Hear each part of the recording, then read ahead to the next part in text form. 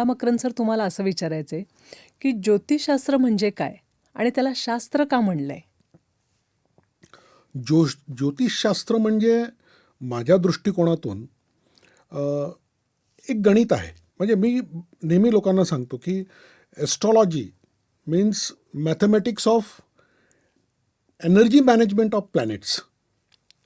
प्रत्येक ग्रहांच्या एक स्वतःच्या एनर्जीज आहेत आणि त्या एनर्जीज कशा पद्धतीने तुम्ही उपयोगात घेऊ शकतात, त्याचं नियोजन तुम्ही तुमच्या आयुष्यामध्ये कशा पद्धतीने करू शकतात, त्याचं मॅथमॅटिकल कॅल्क्युलेशन आहे. बरं.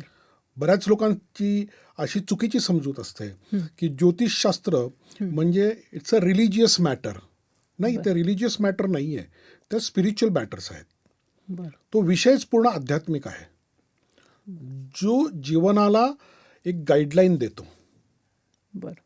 म्हणजे आणि आता आपण त्याला शास्त्र का म्हणतो? शास्त्र म्हणजे एक कॉन्सेप्ट आहे, एक थिअरी आहे किंवा एक गाईडलाईन्स आहेत की आयुष्य कसं जगावं, आयुष्यामध्ये कुठल्या गोष्टी कशा कराव्या, कुठल्या गोष्टींना तुम्ही अवॉइड करायचं आहे, बरं. या किंवा सगळ्या गोष्टींचं कुठल्या गोष्टींना प्राधान्य प्राधान्य द्यायचं आहे. आणि त्या प्रत्येक गोष्टी ज्या तुमच्या जीवनावर एक विशिष्ट प्रकाराने इम्पॅक्ट क्रिएट करतात, त्यांना तुम्ही जेव्हा समजून घेतात तेव्हा त्याचा उपयोग तुम्ही आणखीन चांगल्या पद्धतीने करू शकतात.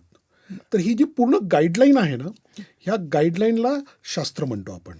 बरं. म्हणजे ते एक शास्त्र, ज्याला तुम्ही इंग्रजीमध्ये सायन्स म्हणतात, बरोबर. ते एक सायन्स आहे. हां, म्हणजे नुसतेच काही लोकांच्या मध्ये ज्योतिषमय नुसतेच आडाखे असतात, तसं हे तसं नाही आहे, नक्कीच अजिबात नाहीये. नाही आहे. ते एवढं संपूर्ण शास्त्र आहे, गणित की आहे त्यामागं. गणित आहे की ते तुम्हाला आयुष्यातल्या प्रत्येक छोट्या छोट्या गोष्टींच्या बाबतीमध्ये मार्गदर्शन देतं. बरं.